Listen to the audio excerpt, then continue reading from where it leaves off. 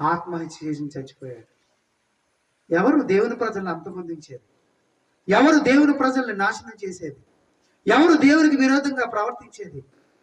ఏ అధికారమైనా, ఏ ప్రభుత్వమైనా, ఏ సింహాసనమైనా, అవి కనిపించేవైనా కనిపించినవైనా, ఇప్పుడు ఉన్నవైనా రాబోవైనా సమస్తము క్రీస్తు ద్వారా సృజించబడుతున్నాయి, సృజించబడ్డాయి. ఆయనే అన్నిటికీ మూలమైన వాడు.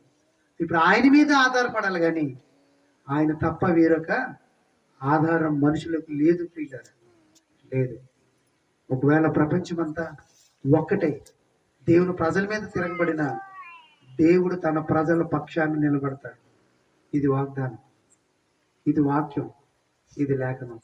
ఈ సంగతులు మనం ఎరిగిన వారమై ఈ లోకంలో మన విశ్వాస యాత్రలో సాగితే దేవుడు మనతో ఉండి మన పక్షమున మనకు